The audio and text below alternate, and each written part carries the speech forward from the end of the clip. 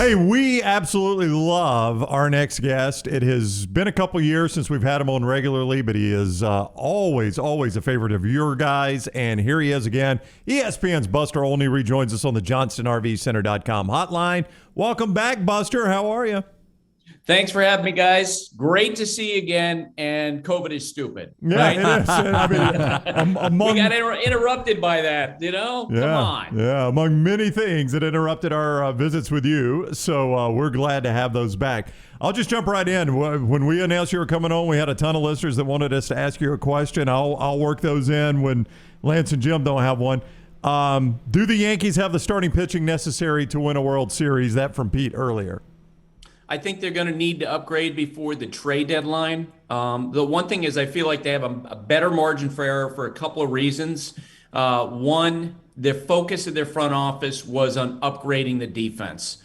And the difference has been tangible since last year. They were 29th in the big leagues out of 30 teams in defensive runs saved last year. But this year, with Isaiah Kiner-Falefa at shortstop, Josh Donaldson at third base, Gleyber Torres at second, Anthony Rizzo now established at first base, they're in the top three in defense, in defensive runs saved. It's a massive difference. It'll help the pitching. Their bullpen's excellent. But I do think before we get to July 31st, they're going to have to add a starter. How impressed have you been with the Mets start without Jacob deGrom? And when will he come back?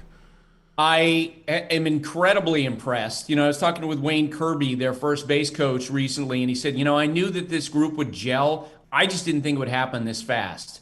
It's not only Buck Showalter is getting a lot of credit for this, but we also got to give credit, as Buck told me, to Steve Cohen, Billy Epler, the team owner who's spending so much money, the new general manager, in terms of picking the right guys. Max Scherzer, Eduardo Escobar, Starling Marte, Mark Canha, not only have helped the depth on that team, but also I think the club culture. DeGrom was tested a couple weeks ago. They found a lot of evidence of healing when they did that examination. They're going to examine it in another week or two, and at that point, he may be able to pick up a baseball. When we talked to Buck Showalter last weekend, he indicated, sometime in early July, mid-July might be a reasonable time frame for him if he doesn't have setbacks. Some Braves fans who watch us and listen to us are concerned about Charlie Morton already. Are you concerned about Charlie Morton, or do you think he will eventually get back to his usual self? I am concerned about Charlie. Father Time is undefeated, and he's an older pitcher. And watching him at the beginning of the season, you kind of wonder. Now, I will say, I watched that series, his last start against the Mets, and his last start on the local broadcast network here. And Ron Darling, who knows far more about pitching than I do, talked about an adjustment he felt like Charlie made with his curveball right in the middle of that start the other day. It added spin to his curveball. It seemed like he found something in the midst of that lost start against the Mets. You hope he builds on it. He's one of those guys you root for. Buster Olney is with us from ESPN at Buster_ESPN on Twitter is where you follow him, and he is on the JohnstonRVCenter.com hotline. Bobby wanted me to ask, with the Cubs rebuild and their farm system, how far away do you feel like they are from being a contender again? 2 years. I think this year, we've got them on Sunday Night Baseball this week against the Dodgers. I think it's pretty clear that this is going to be a sell season. So in other words, in midseason, Wilson Contreras, their catcher, if they have movable pieces, Wade Miley, if he becomes healthy, Kyle Hendricks, they'll turn over their roster a little bit more. But they do now have a couple of pieces in place, and they have a ton of financial flexibility. This is the most important factor, though. That division is so forgiving.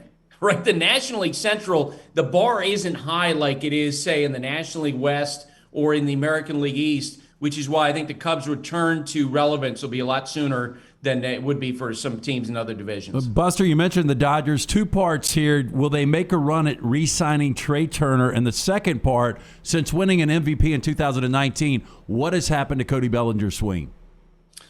So on Trey Turner, I think the Dodgers will try.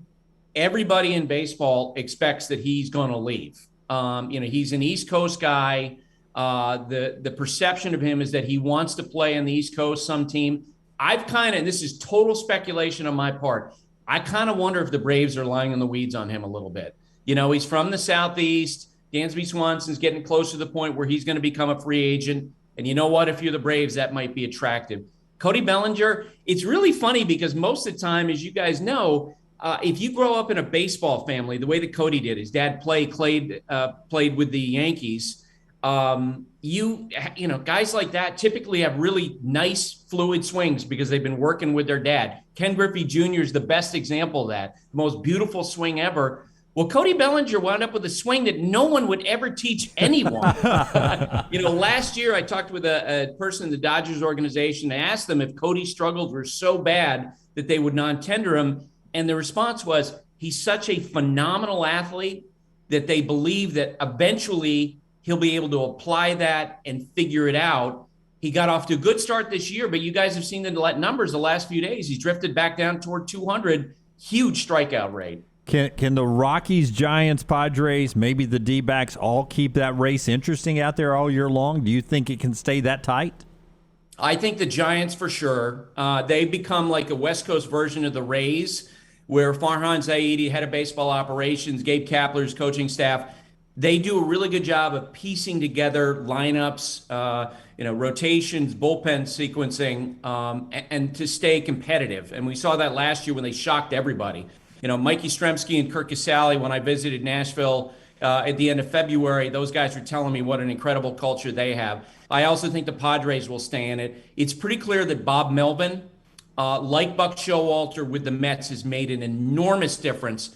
That team has turned over its roster so much, a lot of instability. One of the messages that Bob Melvin had for Eric Hosmer and others was, look, I want you on this team. To the best of my ability, we're going to hold this group together. Manny Machado's off to a great start. Fernando Tatis Jr. is expected sometime back in midseason. So I think the Padres will hang in there behind that good starting pitching. Buster Olney for a few more moments. On a negative side, the Reds are 3-21, Buster. They're on pace for the worst record in the history of the game. How's that rebuild going? How far away are the Reds? A long way.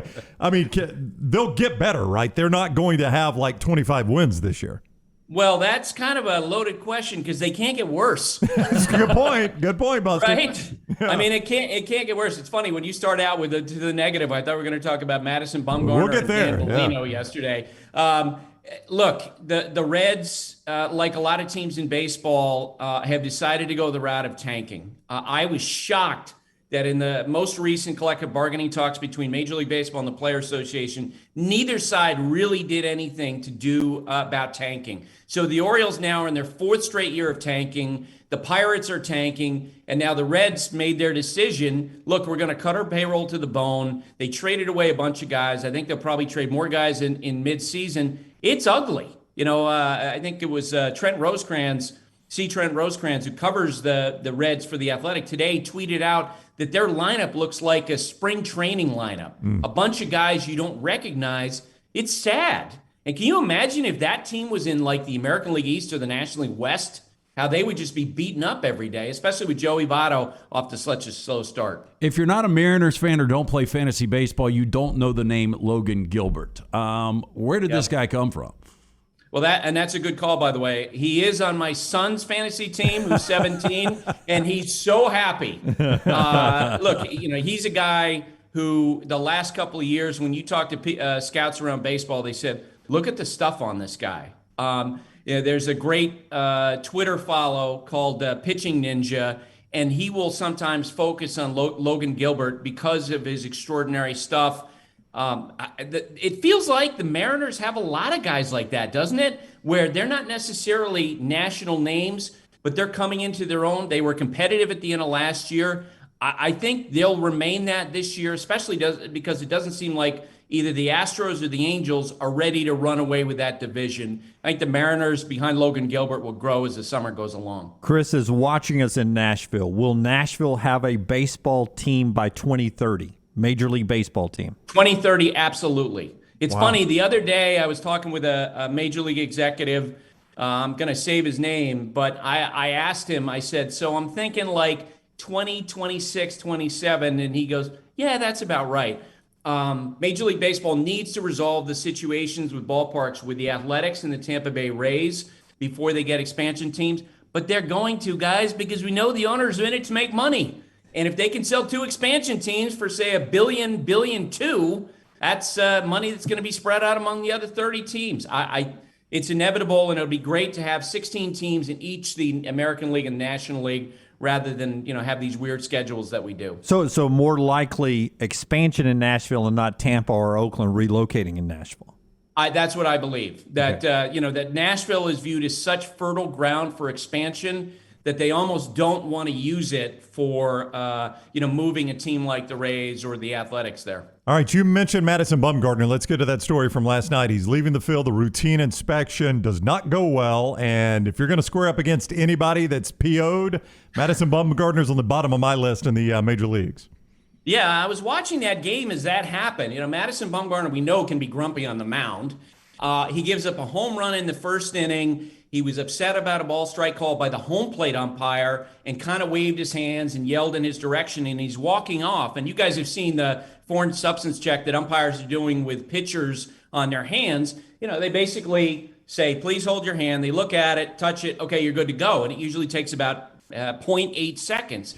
Well, yesterday, as Madison's walking off after yelling at the umpire, Dan Bellino, the first base umpire, who I think Dan's a great baseball guy, terrific umpire, stops him, and he begins to rub his hand, and he keeps rubbing his hand, and he keeps rubbing his hand, and he's not looking at the hand that he's rubbing.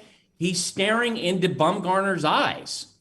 And there were a lot of former players who reacted strongly to this on social media, Darren Herron and others saying, look, Dan Bellino baited Madison Bumgarner. I agree with that. Because what happened was Madison, after a little while, said, boy, you took long enough, dropping an F-bomb in the middle of it, and Bellino immediately ejected him.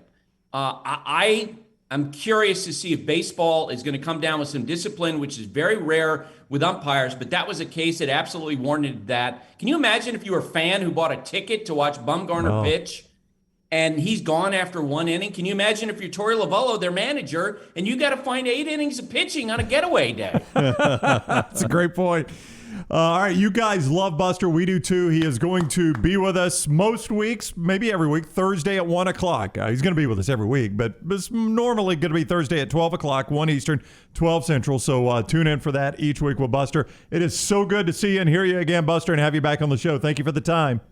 Likewise, guys. Love talking with you. All right, buddy. Take care. We'll see you next week. Buster Olney, ESPN, at Buster_ESPN each week on the JohnstonRVCenter.com hotline.